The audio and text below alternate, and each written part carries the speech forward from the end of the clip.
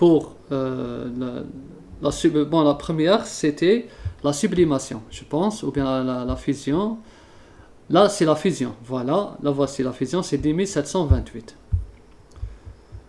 Donc, et ici, pour l'enthalpie de fusion, c'était ça, ln de P est égal à plus B 1 sur T. Elle est équivalente, par analogie, elle est équivalente à ln de P est égal à plus moins delta H sur R1 sur T de fusion. On a démontré tout à l'heure que, si vous vous rappelez, on a démontré pourquoi elles sont équivalentes. Les voici. Vous voyez, là. On a démontré que ici, c'est le A. Le A, le voici. Moins delta H sur R. Le voici. Donc, on fait par... ici, c'est une égalité. Donc, ici, je vais...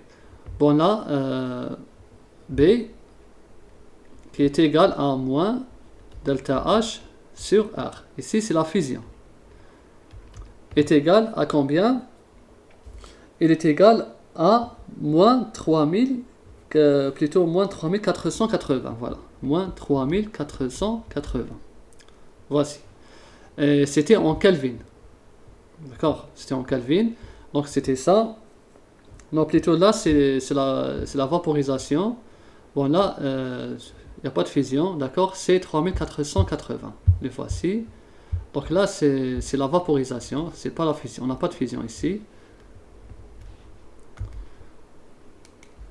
Donc ici, la vaporisation du corps pur. Et j'aurai l'enthalpie de vaporisation est égale à 3480 Kelvin fois 8,31 joules mol moins 1 Kelvin moins 1. Donc je simplifie Kelvin avec Kelvin et j'aurai l'enthalpie de fusion en joules mol moins 1. Bon, j'ai trouvé une valeur de 28,9 kJ. J'ai pris en kilojoules car c'est une très grande valeur. Kilojoule mol moins 1. L'enthalpie de vaporisation. Vous pouvez calculer en calories, d'accord? Vous multipliez par... Donc là, je remplace 1 kJ est égal à 10 puissance 3 joules fois la définition des calories. On sait qu'une calorie est égale à 4,184 joules. Donc ici, une calorie, d'accord? Ici, une calorie, c'est 4,184 joules.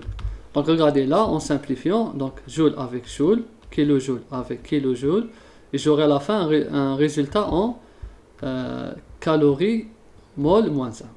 Bon, je ne vais pas faire le calcul, mais vous pouvez le faire. Donc, on peut trouver le résultat en joules ou bien en calories.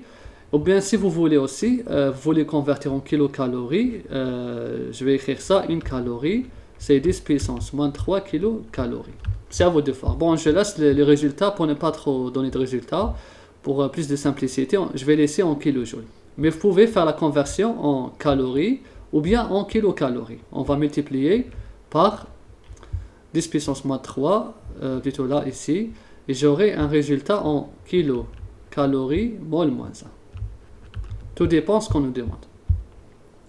Voici l'enthalpie de vaporisation. Maintenant, de la même façon, je vais déterminer l'enthalpie de sublimation. D'accord? De sublimation. Comment je vais faire pour l'enthalpie de sublimation? Je dois d'abord déterminer l'enthalpie, puisque là, j'ai... Donc là, voici la sublimation, c'est ici. Je vais remplacer directement, comme j'ai fait pour l'équation de vaporisation.